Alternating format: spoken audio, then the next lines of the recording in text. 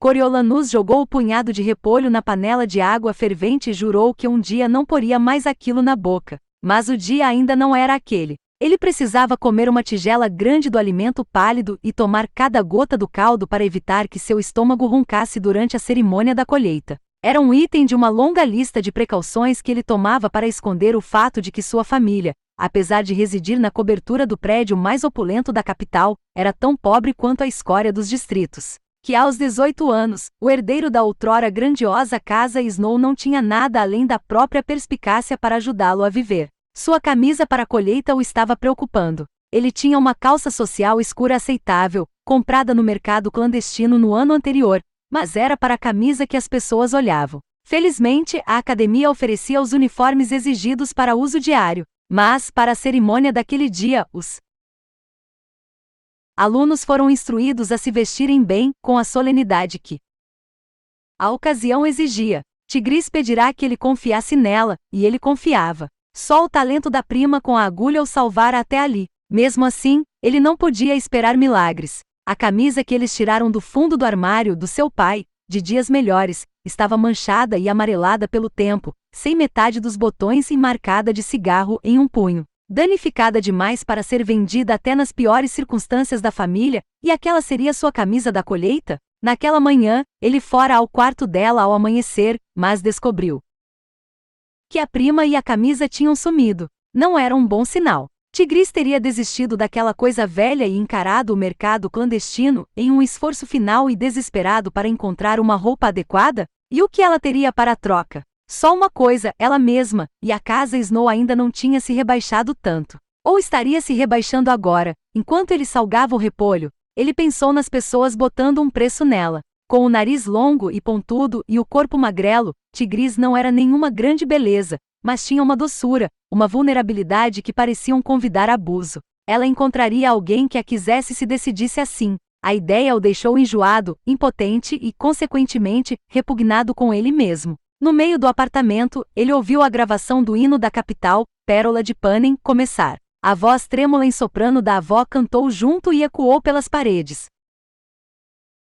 Pérola de Panem, cidade majestosa, com o passar dos anos, você brilha mais.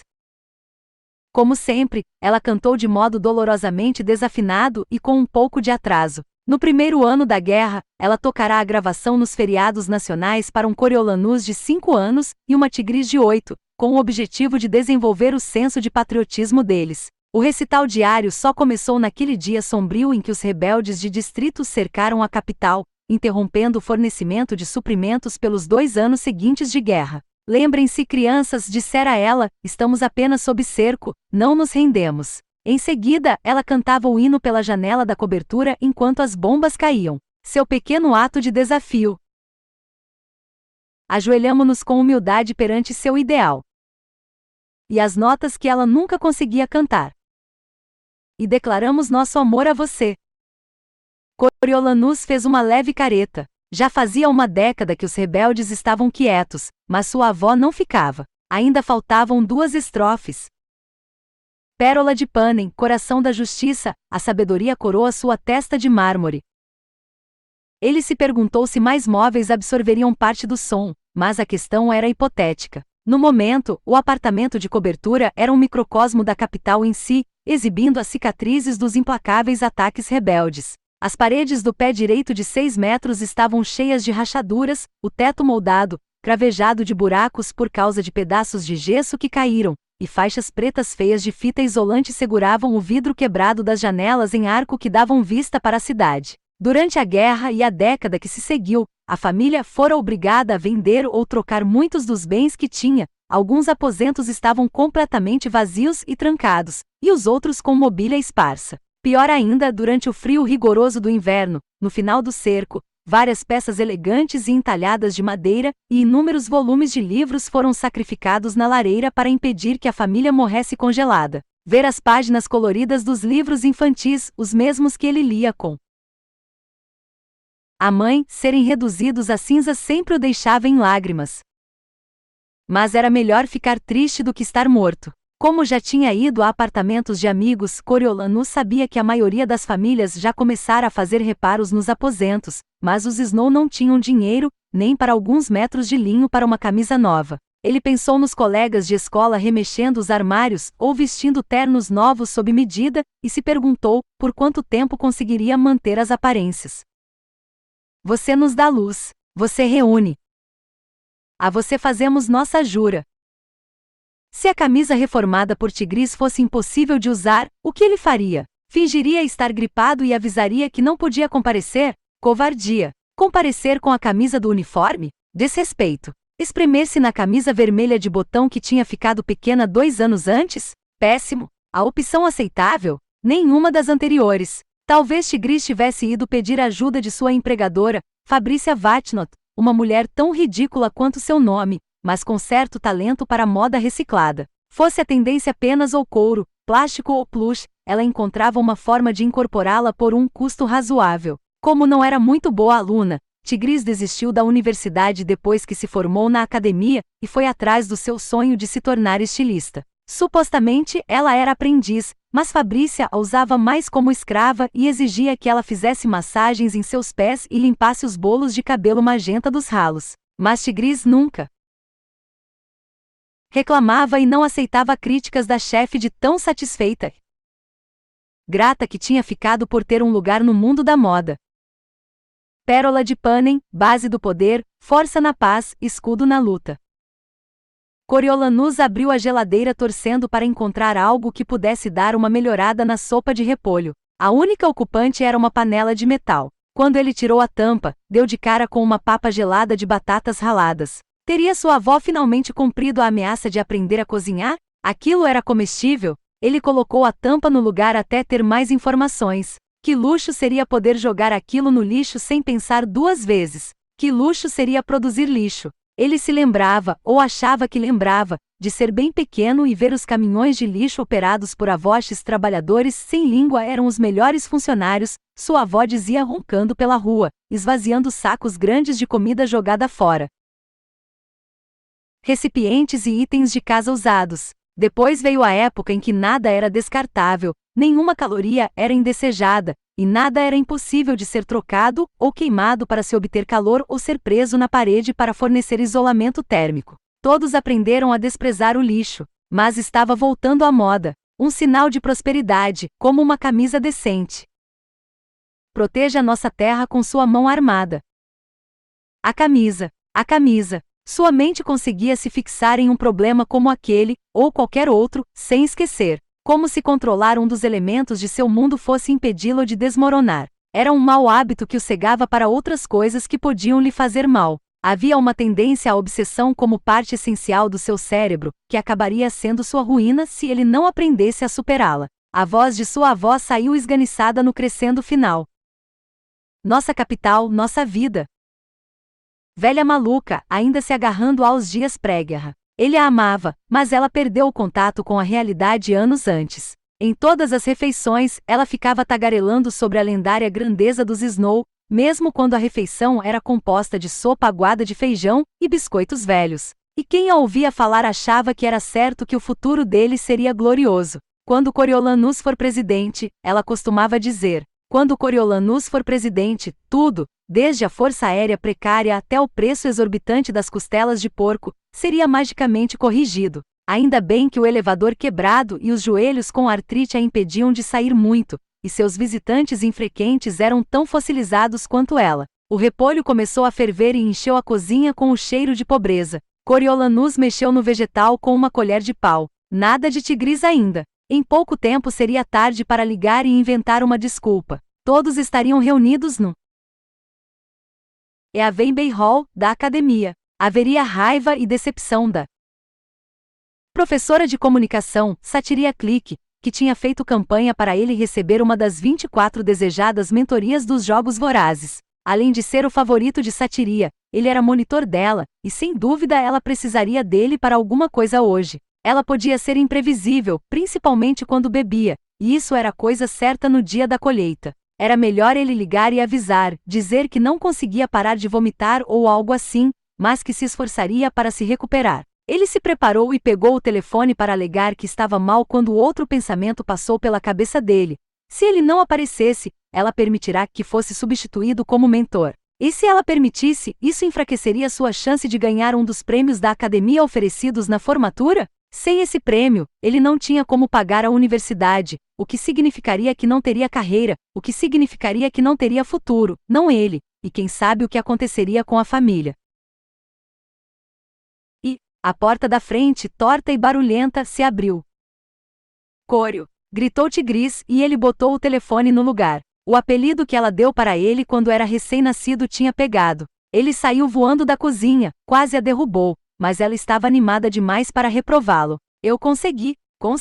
Bom, consegui uma coisa. Seus pés deram uma corridinha rápida no mesmo lugar quando ela ergueu um cabide coberto por uma velha capa de proteção de roupas. Olha! Coriolanus abriu o zíper e tirou a capa de cima de uma camisa. Era linda. Não, melhor ainda, era classuda. O linho grosso não era nem o branco original, e nem estava amarelado com o tempo, mas de um tom creme delicioso. Os punhos e a gola tinham sido substituídos por veludo preto e os botões eram cubos dourados e preto ébano. Tésseras? Cada uma tinha 2 buraquinhos para a linha passar. Você é incrível, disse ele com sinceridade. E a melhor prima do mundo, tomando cuidado de segurar a camisa com segurança, ele a abraçou com o braço livre. Snow cai como a neve, sempre por cima de tudo. Snow cai como a neve, sempre por cima de tudo, repetiu Tigris. Foi a frase que os fez aguentar a guerra, quando era uma luta constante não ir parar debaixo da terra. Me conta tudo, disse ele, sabendo que ela ia querer contar. Ela amava falar sobre roupas. Tigris levantou as mãos e deu uma risada baixa. Por onde começar? Ela começou com a água sanitária. Tigris tinha sugerido que as cortinas brancas do quarto de Fabrícia estavam meio sujas, e ao botá-las de molho com água sanitária, colocou a camisa junto. O resultado foi lindo, mas nem uma eternidade na água sanitária conseguiria tirar completamente as manchas. Assim, ela ferveu a camisa com calêndulas secas que encontrou na lixeira do lado de fora da casa do vizinho de Fabrícia, e as flores tingiram o linho o suficiente para esconder as manchas. O veludo dos punhos era de uma bolsa grande que guardava uma placa agora insignificante do avô deles. As tésseras ela tirou do interior de um armário no banheiro da empregada. Ela pediu ao zelador do prédio para fazer os buracos em troca de consertar o macacão dele. Foi hoje de manhã? Perguntou ele. Ah, não, ontem. Domingo. Hoje de manhã eu. Você encontrou minhas batatas? Ele a seguiu até a cozinha, onde ela abriu a geladeira e tirou a panela. Fiquei acordada até de madrugada para tirar o amido para engomar a camisa. Aí, corri até a casa dos Dolitre para usar um ferro decente. Guardei isto para sopa. Tigris virou a maçaroca no repolho que estava fervendo e mexeu. Ele reparou nas manchas lilás embaixo dos olhos castanho-dourados e não pôde deixar de sentir um pouco de culpa. Quando você dormiu pela última vez? Perguntou ele. Ah, eu estou bem. Comi a casca das batatas. Dizem que é lá que estão as vitaminas. E hoje é a colheita, então é praticamente feriado. Disse ela com alegria. Não na casa da Fabrícia, disse ele. E em nenhum lugar, na verdade. O dia da colheita era terrível nos distritos, mas também não era bem uma comemoração na capital. Como ele, a maioria das pessoas não tinha prazer em relembrar a guerra. Tigris passaria o dia fazendo tudo para a empregadora e seu grupo variado de convidados enquanto eles trocavam histórias morosas da provação que viveram durante o cerco e bebiam até cair. No dia seguinte, cuidar deles de ressaca seria pior. Pare de se preocupar. Aqui, é melhor você se apressar e comer. Tigris serviu sopa numa tigela e a colocou na mesa. Coriolanus olhou para o relógio, tomou a sopa sem ligar se queimava a boca e correu até o quarto com a camisa. Ele já tinha tomado banho e se barbeado, e a pele clara estava, felizmente, impecável naquele dia. A roupa que usava por baixo das vestes da escola e as meias pretas eram boas. Ele vestiu a calça, que era mais do que aceitável, e enfiou os pés em um par de botas de couro com cadarço. As botas estavam pequenas, mas ele conseguia aguentar. Em seguida, vestiu a camisa com cuidado, enfiou-a dentro da calça e se virou para o espelho.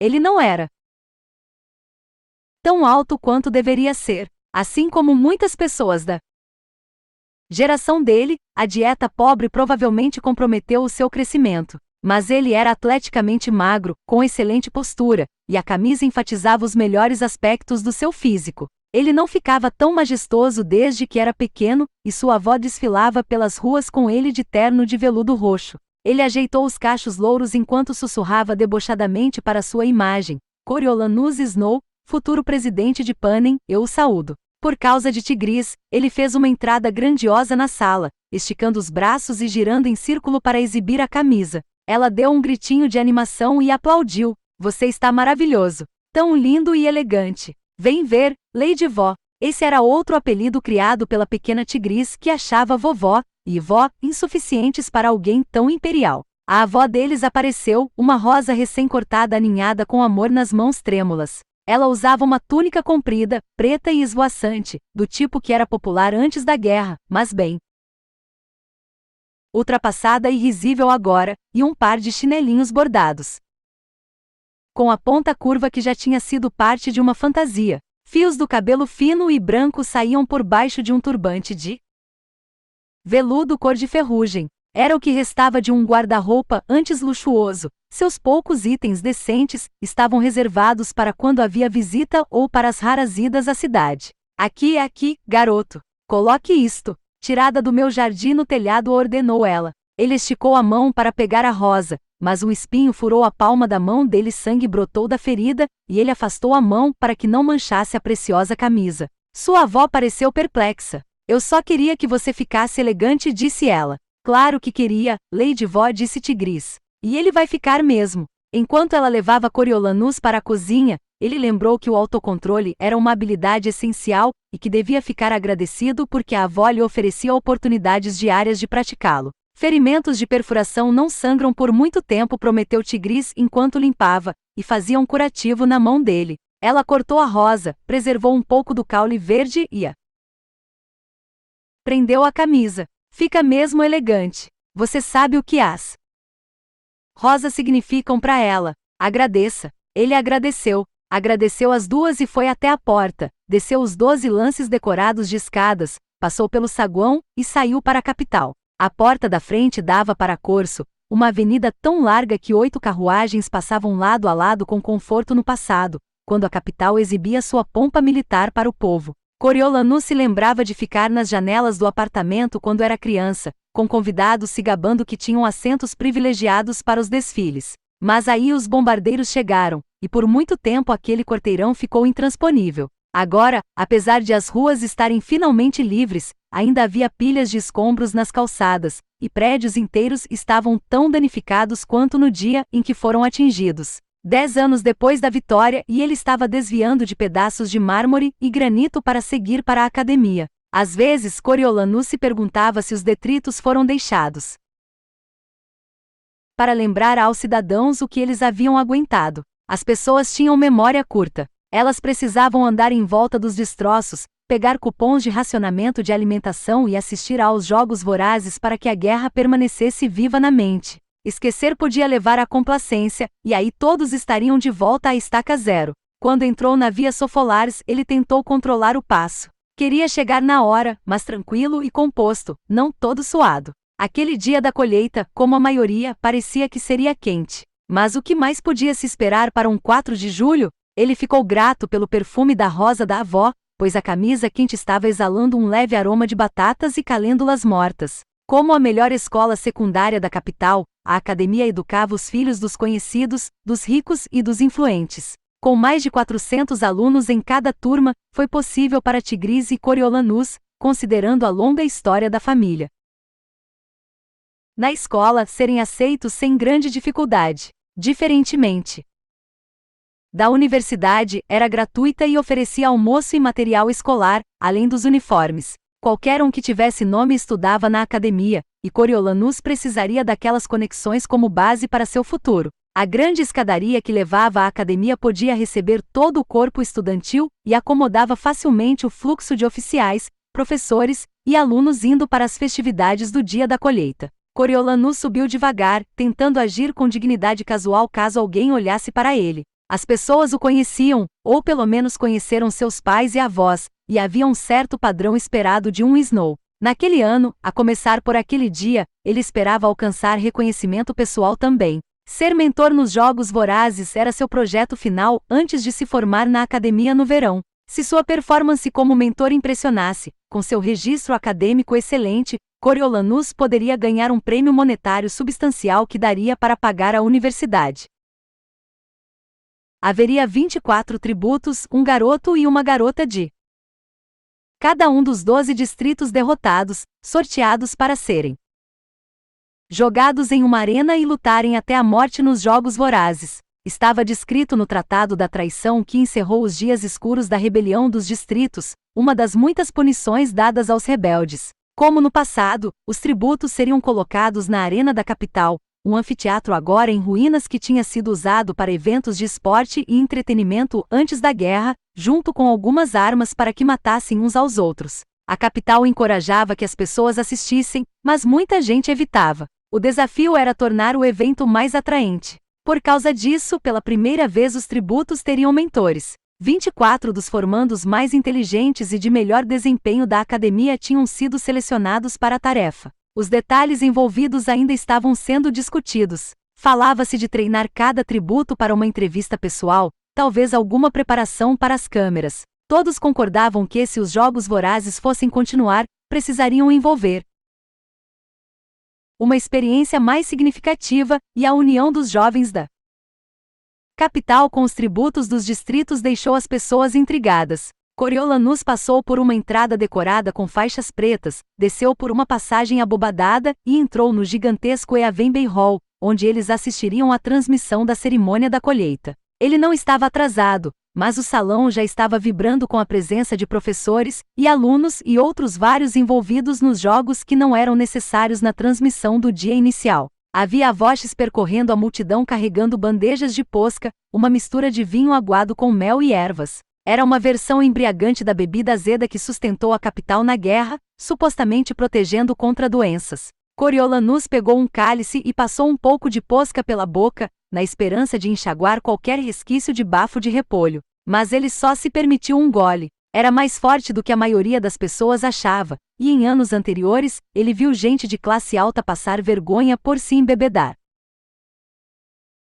O mundo ainda achava que Coriolanus era rico, mas sua única moeda real era o charme, que ele distribuía generosamente enquanto andava pela multidão. Rostos se iluminavam quando ele cumprimentava com simpatia os alunos e professores, perguntava por familiares, e fazia elogios aqui e ali. Sua aula sobre as retaliações dos distritos ainda me assombra. A meia franja. Como foi a cirurgia de coluna da sua mãe? Diga a ela que ela é minha heroína. Ele passou pelas centenas de cadeiras acolchoadas colocadas para a ocasião na plataforma, onde Satiria estava brindando uma mistura de professores da academia e representantes dos jogos com alguma história louca. Apesar de só ter ouvido a última frase, bem, eu falei sinto muito pela sua peruca, mas foi você que insistiu em trazer um macaco. Ele se juntou obedientemente às gargalhadas que vieram em seguida. Ah, Coriolanus, disse Satiria enquanto acenava para ele se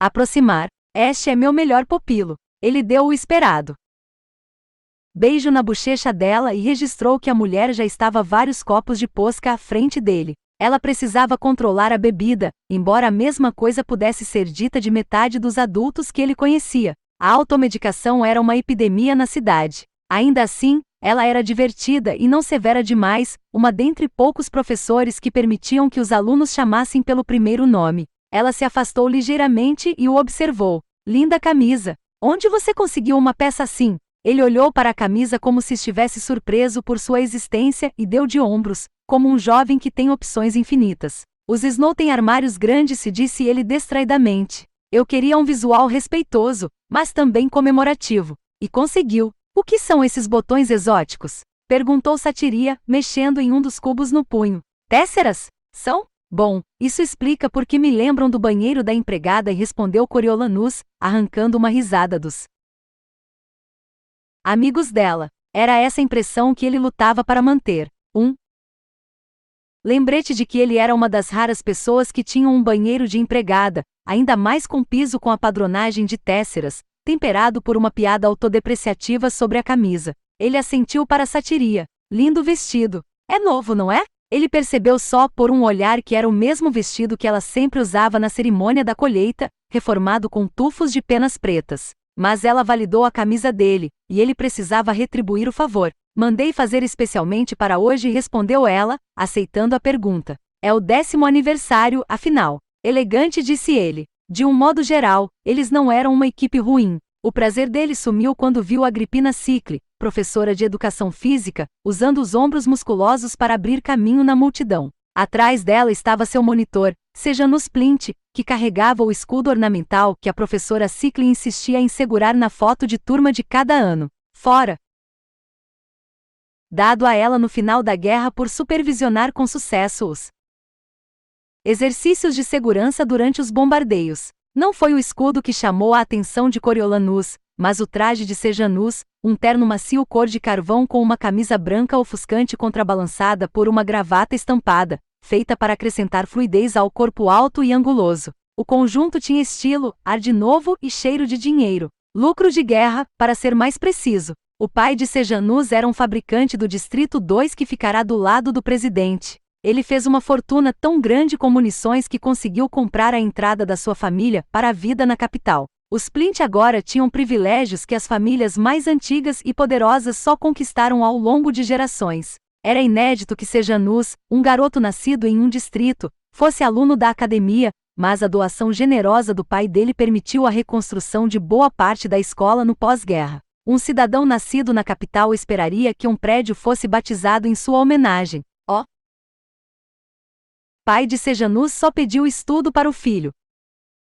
Para Coriolanus, os Plint, gente como eles, eram uma ameaça a tudo que ele amava. Os novos ricos da capital estavam destruindo a antiga ordem com sua mera presença. Era particularmente irritante porque boa parte da fortuna da família Snow também foi investida em munições, mas no Distrito 13. Seu complexo enorme, quarteirões e mais quarteirões de fábricas e unidades de pesquisa, bombardeado até virar pó. O Distrito 13 sofreu um ataque nuclear, e toda a área ainda emitia níveis de radiação que impediam que se vivesse lá. O centro da manufatura militar da capital mudou para o Distrito 2 e caiu no colo dos Plint. Quando a notícia da destruição do Distrito 13 chegou à capital, a avó de Coriolanus tratou a situação publicamente com indiferença, dizendo que era sorte eles terem tantos outros bens. Mas eles não tinham. Sejanus chegará no parquinho da escola 10 anos antes, um garoto tímido e sensível observando com cautela as outras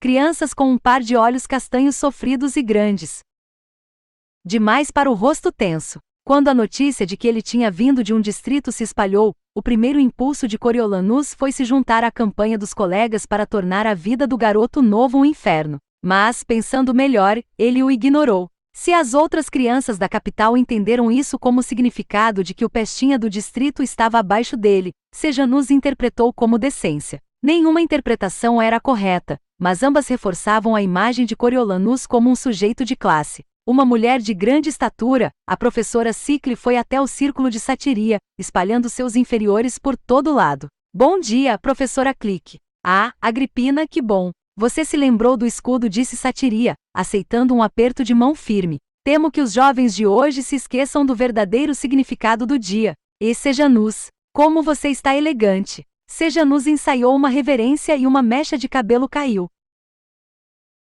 em seus olhos. O escudo pesado bateu no peito dele. Elegante demais, disse a professora Cicle. Falei para ele que, se eu quisesse um pavão, ligava para a loja de animais.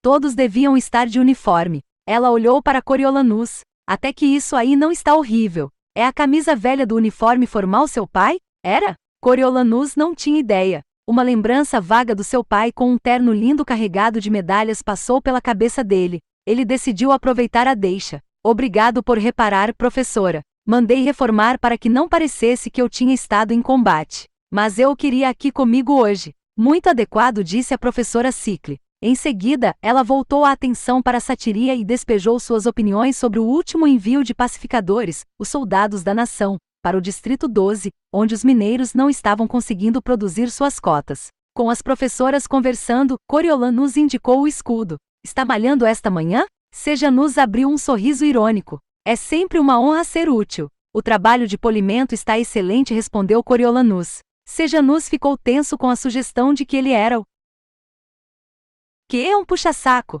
bajulador? Coriolanus deixou que a tensão se desenvolvesse mais um pouco para dissolvê-la. Sei bem como é. Eu cuido de todos os cálices de vinho de Satiria. Sejanus relaxou ao ouvir isso. É mesmo? Na verdade, não. Mas só porque ela ainda não pensou nisso, disse Coriolanus, variando entre o desdém e a camaradagem. A professora Cicle pensa em tudo. Ela nem hesita em me chamar, dia ou noite. Sejanus pareceu que talvez fosse continuar falando, mas só suspirou. E claro, agora que vou me formar, vamos nos mudar para perto da escola. Momento perfeito, como sempre. Coriolanus ficou cauteloso de repente. Para onde? Algum lugar na Corso. Muitas daquelas casas enormes vão ficar à venda em breve. Os donos não estão podendo pagar os impostos ou algo assim.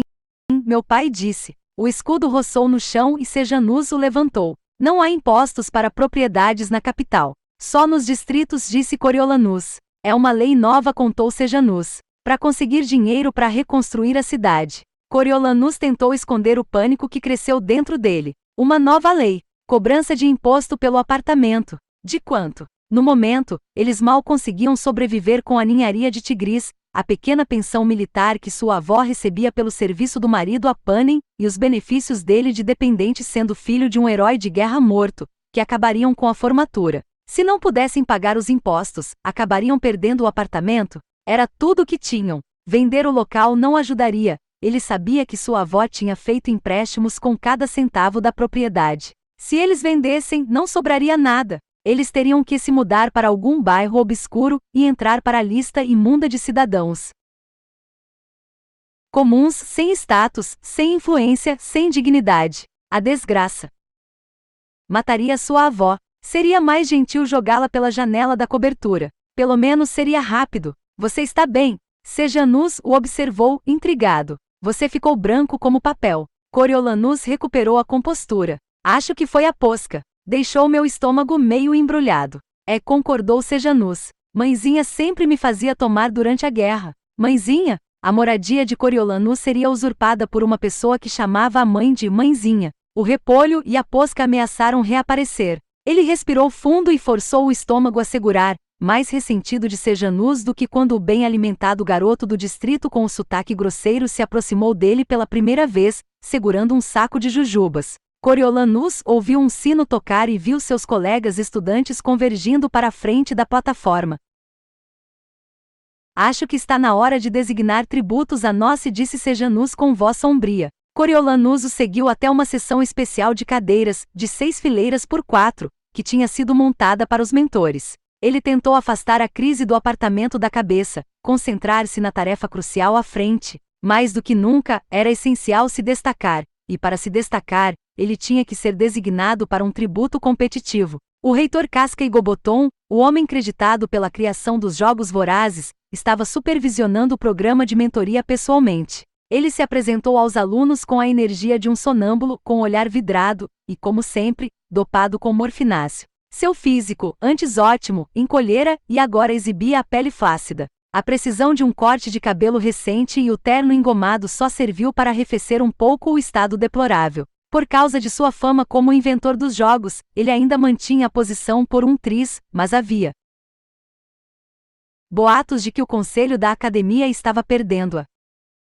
paciência. E aí, disse ele, balançando um pedaço de papel amassado acima da cabeça. Vou ler as coisas agora. Os alunos fizeram silêncio, se esforçando para ouvi-lo na agitação do salão. Vou ler um nome e quem vai ficar com ele. Está bom. Está ótimo. Distrito 1, garoto, vai para... O reitor Igoboton apertou os olhos para o papel num esforço de se concentrar. Meus óculos, murmurou ele. Esqueci. Todo mundo olhou para os óculos, já na ponta do nariz, e esperou que os dedos os encontrassem. Ah, pronto. Lívia Carden. O rostinho pontudo de Lívia se abriu num sorriso, e ela deu um soco de vitória no ar, gritando, viva, com a voz aguda. Ela sempre gostara de se gabar, como se a atribuição fosse resultado de puro merecimento, e não tivesse nada a ver com o fato de que sua mãe fosse gerente do maior banco da capital. Coriolanus sentiu um desespero crescente conforme o reitor Igoboton foi percorrendo a lista, designando um mentor para